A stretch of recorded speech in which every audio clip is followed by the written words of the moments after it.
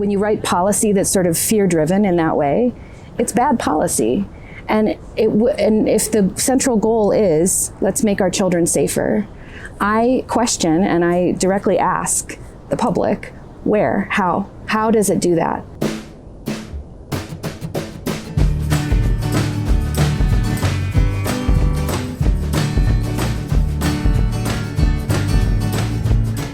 This measure will not increase safety in Boulder. It will not increase safety for children in Boulder because it's the same thing that we're doing.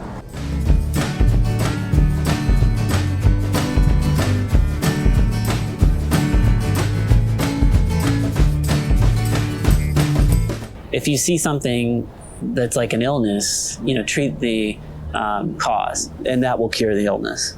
And I'm tired of this world where we think we can all work individually and somehow survive. We can't. We're in this together.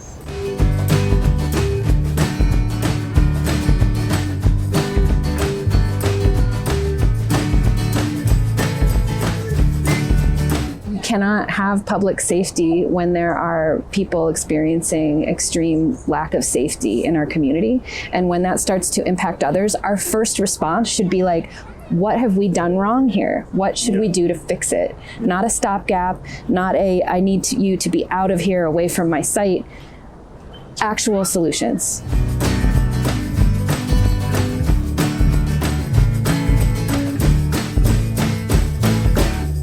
Hello, Boulder and the wider world. This is the Sharing Boulder podcast. My name is Philip Ogren, and for episode 42, I spoke with Katie Farnan and Doug Hamilton about their efforts to encourage voters to reject a ballot initiative called Safe Zones for Kids. Their campaign is called Solutions, Not Safe Zones, which challenges the conventional wisdom that a ballot measure that addresses the safety of our children is necessarily good policy. We met outside the Boulder Public Library and discussed the merits of voting for a ballot measure that they argue is both not helpful, but worse, will be counterproductive. I hope you enjoyed this conversation with Katie Farnan and Doug Hamilton. We ain't throwing starfish here, now we're having a good party. Talking about structural change. We believe the land is sacred, even beneath that vacant parking lot, where the weeds are doing their best to express the need for something different. Gonna make some space for you and me to live here all together. Gonna make it safe and fun for kids to get around the town. Gonna find me a residential pedestrian district where I can gracefully grow older. Gonna spend my remaining years sharing Boulder. Hello, Katie and Doug. Welcome to Sharing Boulder. Thanks so much for being here today. Thanks for having us. Yeah, do you mind introducing yourself briefly? Sure. My name's Katie Farnan, she, her pronouns. I live in Boulder and mom of two and former librarian, co-lead for Solutions Not Safe Zones. Great, thank you. Doug. I'm Doug Hamilton, also co-lead of the Solutions Not Safe Zones, and I've lived in Boulder for 10 years. Let's see, I have two kids in Centennial Middle School, two girls, and that's me. Well, I'm Philip Ogren. I have a high school senior at Boulder High, and there are homeless people living under the bridge at 17th. Mm-hmm. What can we do about this? Maybe the safe zones is just the thing. I don't know. Yeah, I mean, so I guess what we can do about it is a big question, right? Yeah. This year on our ballot is one question about prohibiting what they call prohibited items, which are like tents and propane tanks within 500 feet of a school or 50 feet of any sidewalk in the city of Boulder. So what we kind of say in the campaign is basically that most of this stuff is already being done by the city. In fact, at least as of Friday, those items are already being collected. Over 91 tons of material and 366 camps have been swept within the city of Boulder just this year.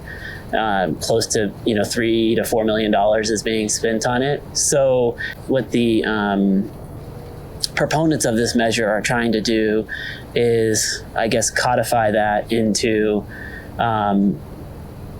Boulder City Code, such that it can't be changed ever again without a vote of the people. So it would be pretty much a citywide camping ban, and that can't be changed except for the will of the voters of the city. As a campaign, we believe that these measures aren't working and that doing more of them probably won't do anything. Kind of enshrining it as the thing we have to do might be even worse. Yeah, I think that from my perspective is, I've said this many times before, but I'm an Afghanistan war veteran, and so I'm very familiar with the use of force to remove people from areas. And I think from my perspective, it usually never works, at least in the long term, right? And I think that we need to find actual solutions to get people off the streets in Boulder. And there's actually things that do that are, data driven and research driven. So, yeah. Well, Katie, maybe tell us a little bit about how this campaign against the safe zones, solutions not safe zones, came together. Yeah, I mean, I had been following, and my friends had been following Safe Zones petitioners. They were petitioning earlier this year. I saw them collecting petitions. I heard about it, and I read stories related to them ramping up these petitions. And I didn't hear much discourse on the issues with their petition. I mean, certainly amongst my circle, I heard people talking about it, but I didn't hear a broader conversation. And Doug, approached me, and we talked about starting an opposition campaign because of that. I think it was basically, we didn't see enough of a deeper discussion going on. And that's one thing that you can get when you actually file an official campaign committee, is you get to enter the discourse. And so I think that was our primary objective, was to deepen the conversation and talk about exactly why Safe Zones for Kids is poorly written policy that will not bring about the safety that we all deserve here in this community. I always have kind of a reflexive, instinctive concern when it's because this proposal has very much like it's for the children kind of a flavor to it, which always brings out my cynical side. And, but then again, it's like, hey, we're trying to make things safer for children. So like, what could possibly be bad about this proposal? Well, I guess I would say that is a completely understandable goal to have. We're all parents here. We all want that. We all want our children to be protected, and we want children to be safe. Policy that's driven, though, by that emotional response, and that's the sole driver, is when you write policy that's sort of fear-driven in that way, it's bad policy. And if the central goal is, let's make our children safer, I question and I directly ask the public, where, how does it do that? Because we already have a camping ban, as Doug mentioned, 92.6 tons of material removed to date this year, 366 encampments cleaned. We're still in this reality where people are frustrated and aggravated by that, right? With the camping ban in full force. The people perceive that the camping ban isn't in place because too many people are falling into homelessness and the city can't keep up. Okay, it's already illegal to have prohibited items in public spaces, and the police don't need to wait 72 hours. So one of the big things with Safe Zones for Kids is there's a frustration around the city's delay, a perceived delay, that these encampments have been around and nothing has been done, right? Yeah. I want to know, in the 52 words of the Safe Zones for Kids ballot measure, where anything compels the city to change its safety approach. And we already know from the city itself in a memo from April 13th, 2023, that the city manager, the police chief, the director of the Safe and Managed Spaces program, the city attorney, a bunch of city staff wrote a memo and said, safety zones around schools do not add to our existing toolkit for enforcement. And so again, just asking, how do we make our public spaces safer? Safe zones for kids doesn't do that. And we should be talking about that before we put something in our municipal code that cannot be repealed except by another ballot measure. Yeah, and I think part of my impetus, and I wrote an op-ed about this in March, I think, of this year, was that we're also going to spend an inordinate amount of public debate time, public effort, and then eventually money and resources, right, to this effort, which all the homeless experts that I've talked to and all of the people that even in law enforcement and others that I talk to say it's not going to make a difference, but we're gonna do it anyway. It's like taking an extra pill that you know is not going to help you, right? Like, this medicine is not going to be helpful. And just if I can add to that too, so the question might be, why are we doing this then? If it's not going to change anything, why would we be spending our time? There's a very good reason. There's two reasons. The first reason is if something doesn't work, we should not be doing more of it. We shouldn't be directing finite time, resources, staff, money, personnel, effort into doing something that is ineffective. But the second reason is also that I think that this measure is a law and order measure designed for a political end, to bring people out to vote on a particular feeling about what they think Boulder should be doing, right? And this measure is kind of saying we should be doing more enforcement, right? Let's say that happens. Let's say that despite what we know, which is that everything is already happening in the prioritization structure of the city, there's already all of these tools already in the toolkit, but let's say that this actually compels the police or the city to direct the police to really enforce harder right here where we are in the downtown area. What is 500 feet from Boulder High?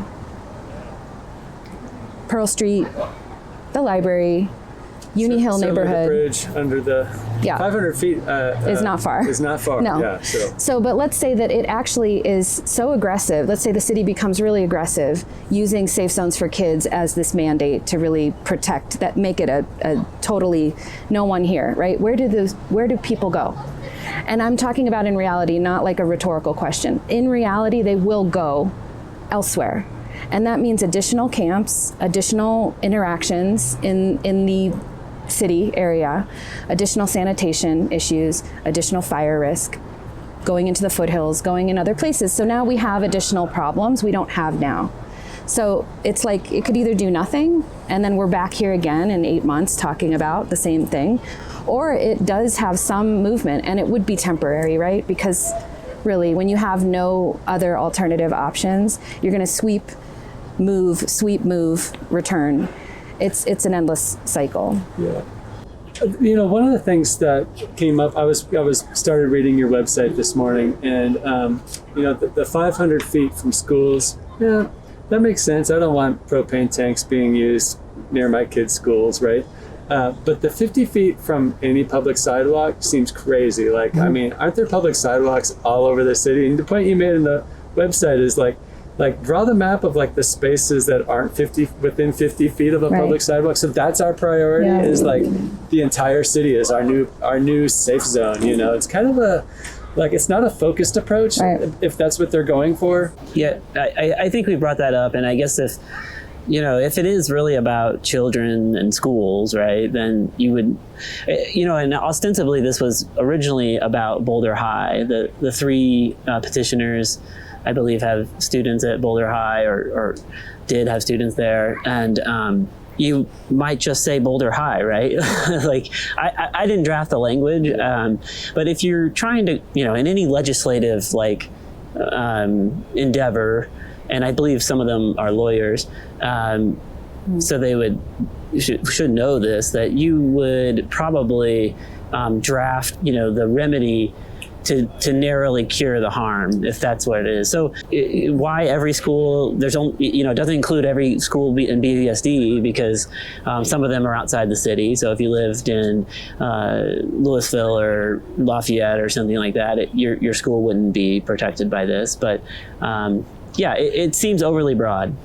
And again, propane tanks within 500 feet of a school are already against the law in Boulder. Anywhere you can't, on public space. and there's no reason why the police should wait. Now, if there's frustration around how the city is doing that, then we should talk about what specific approaches would make that better. And a ballot measure that is codified into the law is not going to do that.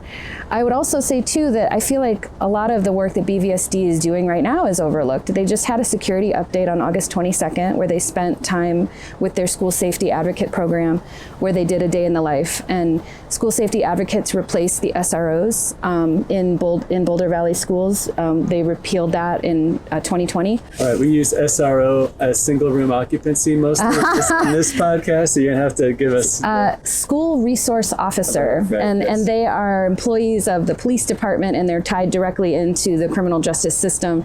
And the removal of SROs was a win for BVSD because studies show that interactions with police, between police and students, often results in more entry into the school to prison pipeline, and kids are often interacting with police in unproductive ways that cause them to enter that system.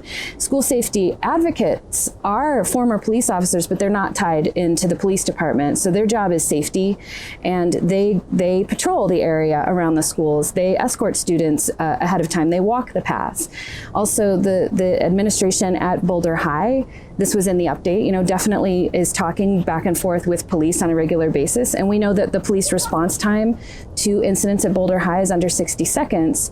And all of these things together, we should also be talking about, because those are actual solutions to the area in question that people are doing now. And I can't tell someone you should feel safe because of that. You have to decide for yourself, right? But as a community, we have to decide what are effective public safety measures, right, that we can implement across the city that don't make it worse, or don't, reiterate policy we already have, therefore giving people some false sense that we're doing something when we're not. Yeah, like this is productive use of time. Like one thing that occurs to me is, just to pick a random elementary school, Eisenhower. Imagine an encampment showed up in the soccer field and they had propane tanks out there. Like it's hard to imagine that the city wouldn't effectively and very quickly dismantle that and tell them to move on, or and I don't think in this case the encampments were actually on Boulder High property. Right. Maybe they were within 500 feet. They were within 500. They were along the creek path. They were near the civic center over there. So but close to the soccer fields and just outside. So we have to have rules for spaces, and I think that the city is doing an okay job at setting those rules and governing those spaces. And if they see a dangerous situation, they're supposed to stop it. So you had a really nice analogy that I use now when I'm talking about this, which is the 3 stages. Oh, yeah. This comes from a book, actually, Homelessness is a Housing Problem, and we mentioned it on our website. So, I didn't create this, but if you look at homelessness as a system, right, you have 3 kind of buckets. You have people about to go into or moving into homelessness. Super housing insecure in their current living arrangement. Right. And there's lots of books. There's actually a great book I'm actually finishing up here now called Evicted. You have people spending 50, 60, 70% of their income on housing. And then you have people within, and most of those people, 90%, 95 are within the market-based housing system. And then you have people that are homeless. And so when you're homeless, you can be sheltered or unsheltered, right? So if you go to the shelter, you're still you're sheltered, but you're still homeless. If you go to a sanctioned campsite, you're still a homeless, whatever, but you're sheltered. Or if you're living in a tent, you're unsheltered. They consider it. And then you have people leaving homelessness, right? So we spend a lot of money on the middle pot and talk and discussion. That's what we're all talking but now, right? But like housing first has been proven. It's not perfect. Like, there are people that can't go right into housing. They need help, but in other ways, and there's people also working on that. But getting people housing in the community court has shown this with like the high utilizers. When they get into housing and stable housing, that their incidents with the police almost disappeared to almost nothing. So only 1 in 5 people, I think, in Boulder that qualify for housing assistance get it. It's about 1 in 5. I don't know exactly, but the people that qualify for housing assistance don't get it. And so if you're, in homelessness, is a housing problem people found is when they looked at geographic areas, what they call COCs, like LA and Chicago, or Seattle and Houston, these 2 areas, when they statistically measured for mental health, addiction, unemployment, and poverty, and even political persuasions like Republican or Democrat, that the only consistent variable that showed any correlation with the rates of homelessness was median incomes, or median rents and vacancy rates. So as you get like something like median rents within 30% of median incomes, then you start to see larger. So can I just close the loop on one aspect that's implied, is that no matter how effective your camping ban is, it doesn't correlate to increased or decreased homelessness. Right. No. Right? Like it is 2 kind of completely different. I mean, after COVID, homelessness increased. It's at the highest rate that it's been since 2017 in Boulder County, despite the implementation of the revamped camping ban in 2021. We just saw homelessness increase. Yeah. Well, and that as the ends of child tax credits, there's 600 and something children in Boulder County that are homeless, or in BVSD school districts.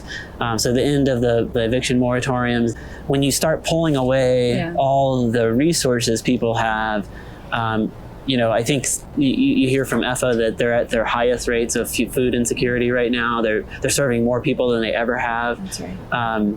You pulled away the child tax credits and a lot of other things that were supporting people.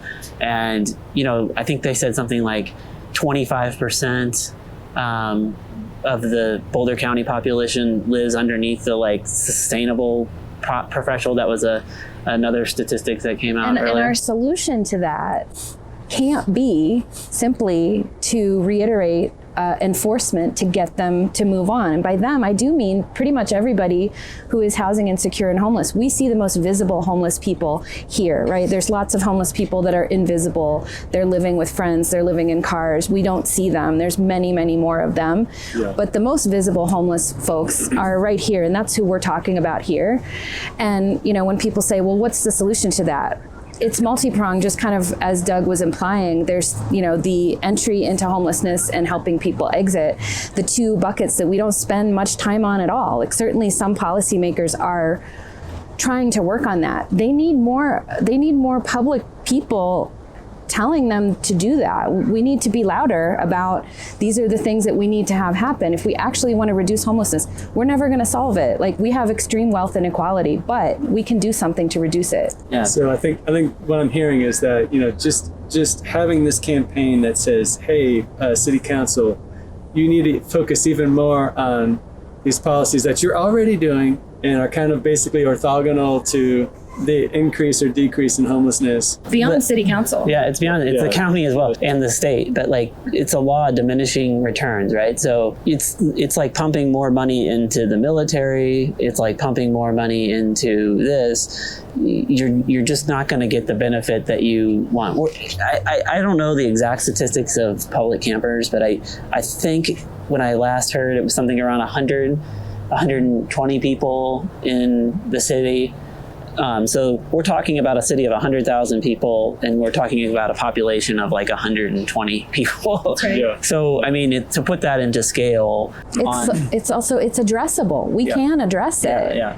It's not, and homelessness took decades to make, right? There's lots of things that happen in the 60s, 70s onward with our housing policy, with the way we treated mental health patients in institutions. There's lots of ways that we created homelessness over decades. Anybody saying that they have a stopgap or a short-term fix is not looking at like the conditions and the situation that we're in right now. It's not a quick fix. But in the short term, we should be doing things to push and pressure lawmakers and policymakers and the public to do something, speak up, right? Because it will take time to get some of these things in place. Yeah, enforcement is not going to, the other problem is most of the high utilizers within, Boulder County or the city of Boulder, they go to the community court and, from what the chief says is the jail is full. And so they get released back out. So, you can keep ticketing. It's like trying to squeeze blood from a turnip. And the actual things that a horrible metaphor. So the actual benefits are like harm reduction. And there's people that have come up with, plans on opening the detox center and wraparound housing, services and community support. That's in my view. So before I was working on this, I was working on looking at trying to put together a mental health district to provide mental health services. But I stopped because I'm like, well, if we're going to go spend money on this, I think that there's a mental health center in Laramie County that was constructed, and I think its operating budget is something like $8 million a year or something like that. And they spent $8 to $12 million to build it. Well, we're spending $4 million a year on enforcement. So $1.3 million more this year alone for the Safe and Managed Spaces program. When you look at it, it's probably, so the general fund I think is going to be something around $400 million, of which probably some of that's committed to other things. We're going to be spending 1% to 2% of the city budget on just encampment cleanups. And this was a problem we didn't have prior to 2021. I was reading about the CARE program they're trying to bring online that has a $800,000 budget for a non-police response. And I was reading Shay Castle's article on the budget that was just unveiled, just discussed in recent weeks. And there was an item in there, and I mean, it's easy to kind of pull disparate things together and try to make a narrative, but there was a thing in there that said that they're going to spend $51.5 million to renovate the East Boulder Community Center, which is a place that I adore and I really value because it brings a lot of different people together. I found myself in a basketball game once where I was the only English speaker, and so I find it to be a really valuable place that builds community.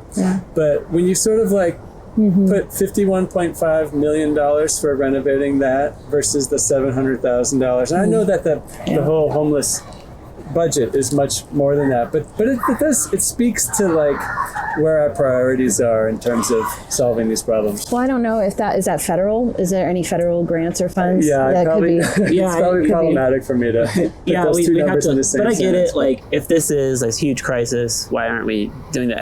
I think. Well, there's a myth around people coming to Boulder, or it's nationwide. Really, is that people presume that people are attracted to services, and that's just not the case with the data. That people tend to be homeless in their place of last residence. Only a quarter of Boulder residents are from here, so everyone has come from someplace else. And actually, I usually start off with that question to city council candidates because I think it's very telling to say everyone. I don't think anyone on city council was, born here. in.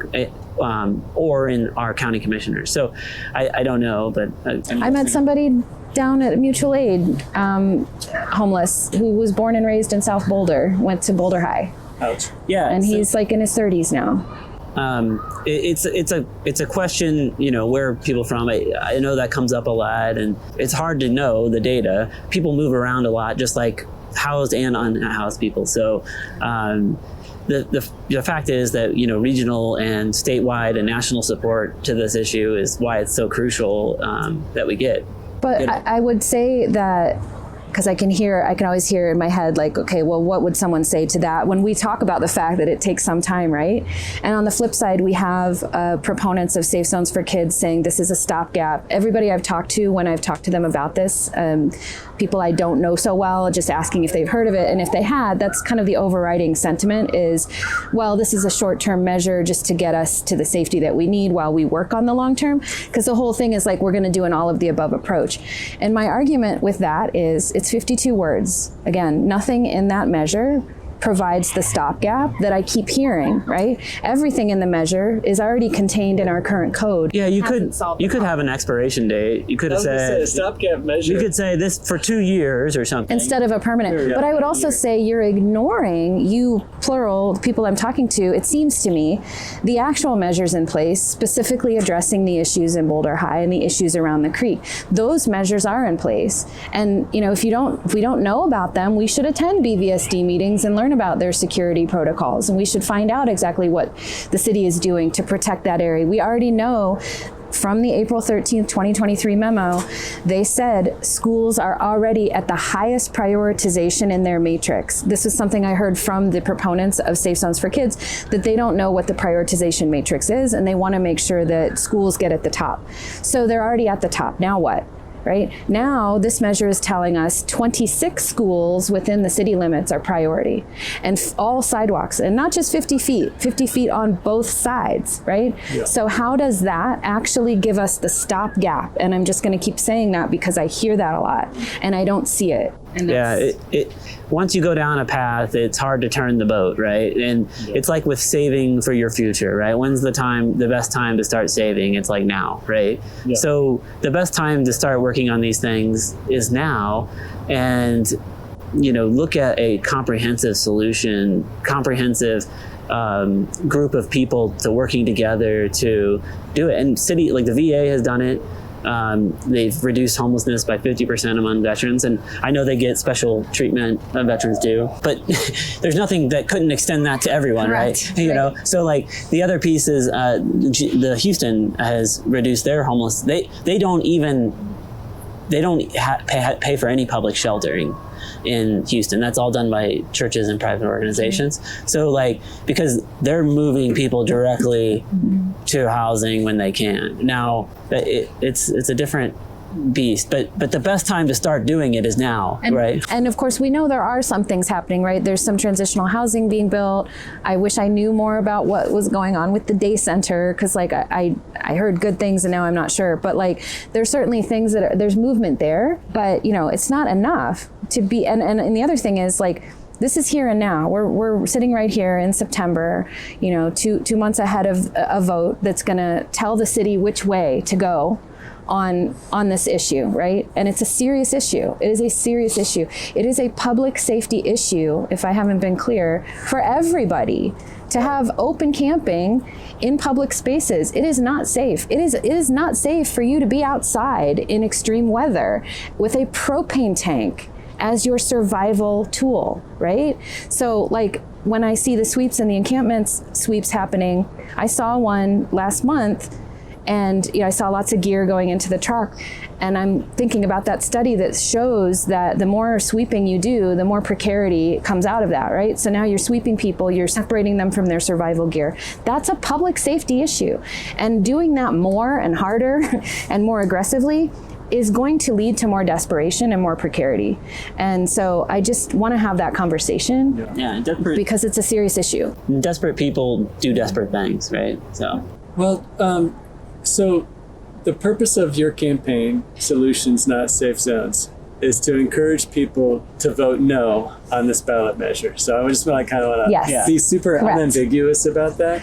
And I don't know what the profile of the average listener of this episode will be, but I kind of imagine a listener who will hear this and want to say things to their neighbors or their friends, family, whatever, about also voting no. So what I know we've talked about all of this already, but if you don't mind just kind of trying to give me a focused pitch on what I should say to people I speak with about why we should vote no on this measure.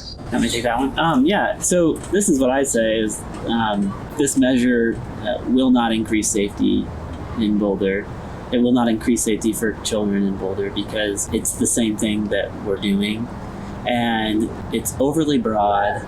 It's going to misfocus resources away from actual things that, data-driven sources like Housing First, like mental health services, like the CARES program. It's going to do all of that. It's going to make the people that are being affected by this more precarious. And also, I think my biggest thing is this is the first time in Boulder's history that we're voting on homelessness as an issue in Boulder. And the proponents of this measure could have put anything in this measure, but they chose an enforcement-only solution or tactic. Yeah, I would add to that we're living in the current reality of safe zones. Yeah. And we're frustrated. We collectively are frustrated. We feel that things are not being done. Doesn't feel safe. Does not feel safe to some people. There is a perception that things are not being done the way they should be done. My pitch is, this is safe zones. What are you voting on? We're already here. We're already here. What are we voting on? What are we voting on? Because nothing in this measure changes that matrix. Now, it could be that there is a political, people said well, it's a referendum. It's going to force the hand. It's going to make the city to do that. That's really complicated because the city's already stated that there isn't more that they can do, right? So what kind of pressure does that put on them? It goes into the municipal code. The city says, great, thanks.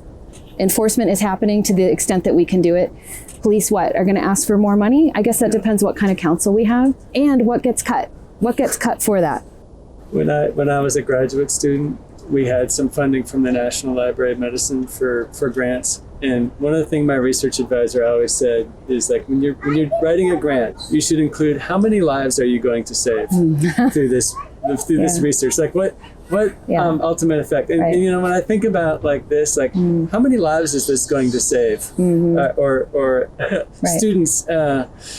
Right, how many fewer right. students will be traumatized by propane tanks exploding? Yeah, and I would just add on to that, since you brought up students. Again, I have 2 kids. It's important to me as a parent to talk to my kids. Kids take cues from trusted adults on how to look at homelessness and homeless people. Yeah. How adults talk about homeless people matters in the home. I see that with my kids' friends. If you make something seem scary, whether you have a background on that or not, it depends on your own experiences, right?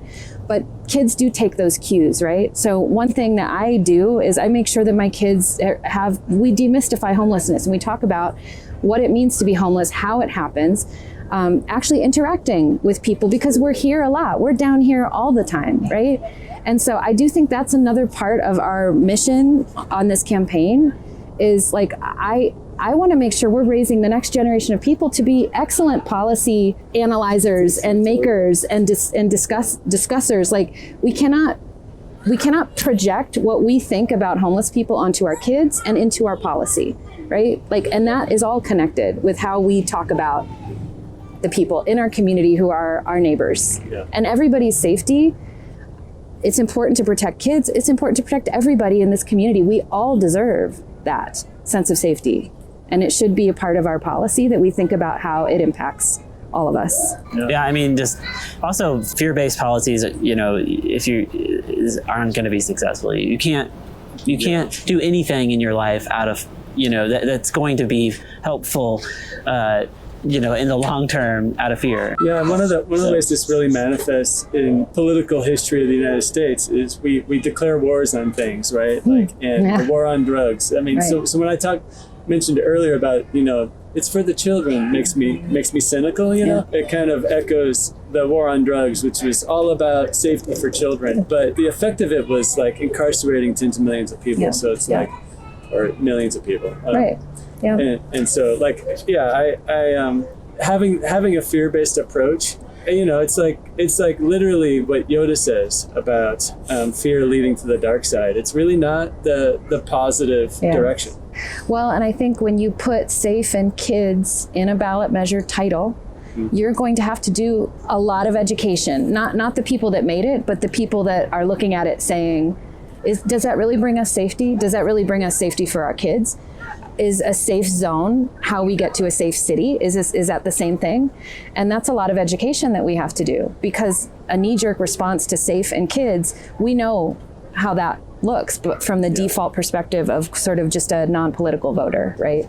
Yeah, and I think what I say a lot too is like, I also kind of push back on people a little bit that visible homelessness, or even interactions with homelessness, have been a number one safety issue for kids in Boulder. There's mental health is really bad right now amongst teenagers coming out of COVID and moving to a different world that we live in now. Sexual assault and those kind of issues.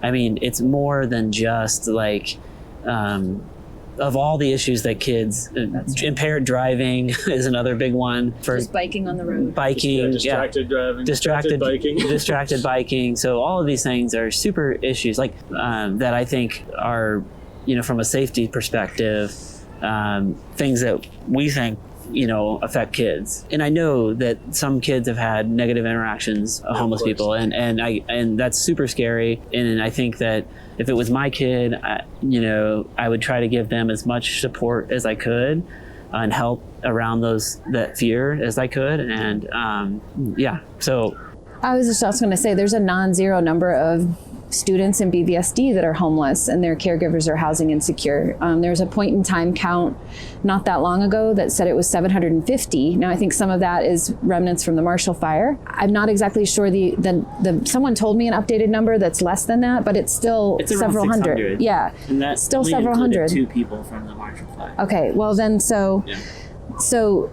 we, when we talk about for the kids, we have to also be thinking about, the more we use this kind of rhetoric that is not accurate or not comprehensive of the actual issues that kids face, I think we do them a disservice. Yeah. I certainly wouldn't want to be a part of something that was, doing a disservice in that way to students and kids, because they have real issues and they are very cognizant of what those issues are, right? And we have to be, we've talked about the things that we failed already on with climate change and gun violence.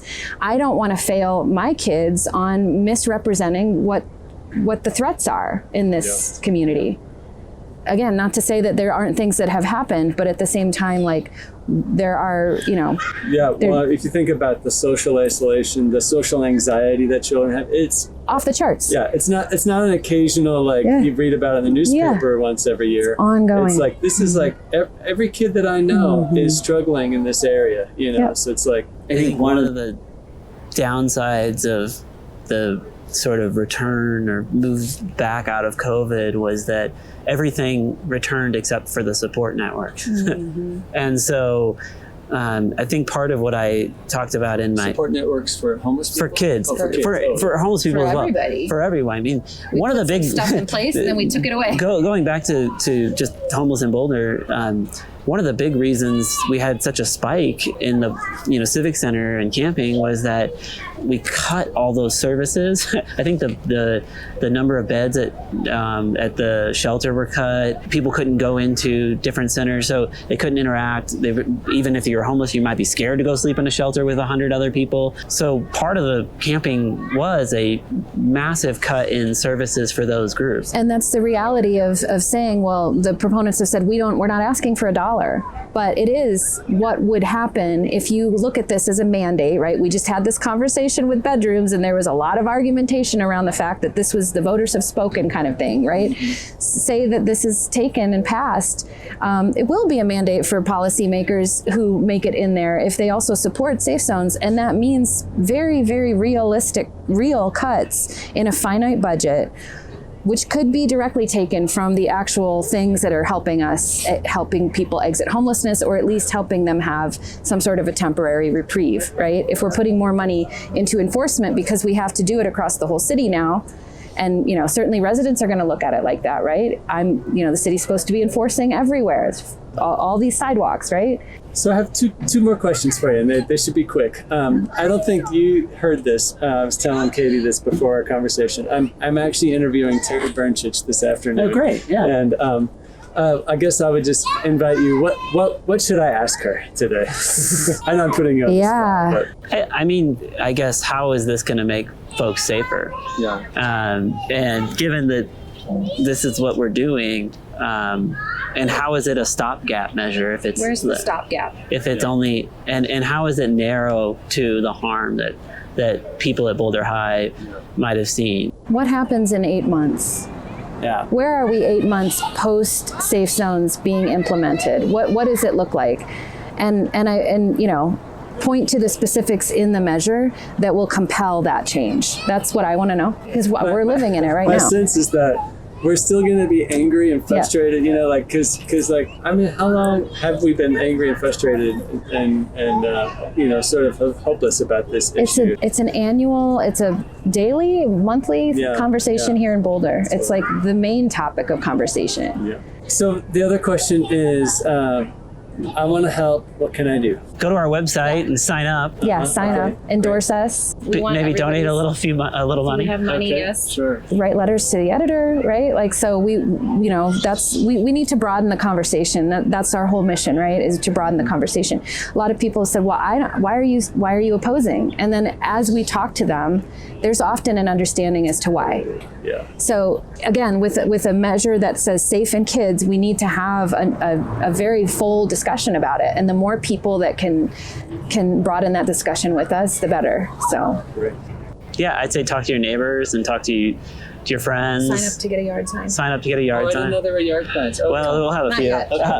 And I think what I envision for Boulder is a community based on caring for each other. Mm-hmm. And that includes everyone. And some people need more care than others, right? Some people are doing just fine. They don't need a ton. And we have to get away from this individualistic idea that we're all individual actors and responsible for ourselves. The truth is, for me, is we're all responsible for each other. And I care a great deal about the proponents of this measures, their children and their safety.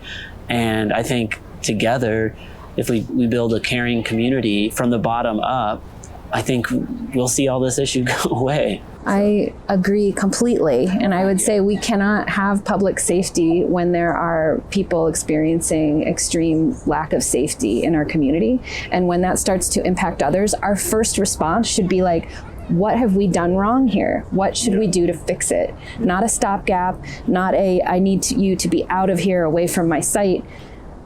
Actual solutions. Yeah, and I believe all of these systematic issues manifest in our society. So if you see something that's like an illness, we should treat the illness. Treat the cause. Yeah, the cause. Yeah. So and that will cure the illness.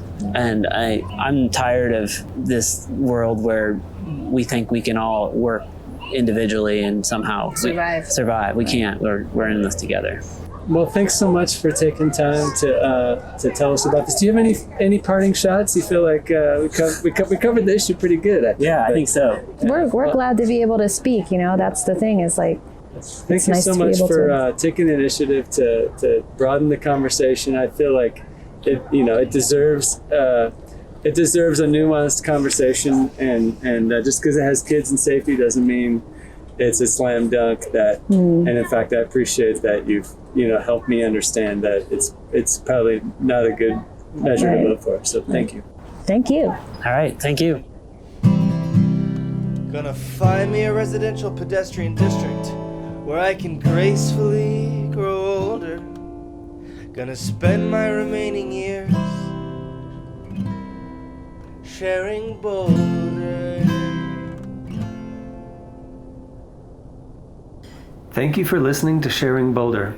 Please support the podcast by sharing it with your friends and neighbors. You can contact me at linktree.com/Philip Ogren. which you can find by searching for Linktree Philip Ogren, or by visiting sharingboulder.us, where you can also find show notes and previous episodes.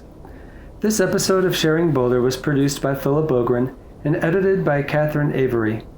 The music was created by Nathaniel Ogren and Sack Lunch. Keep sharing, Boulder!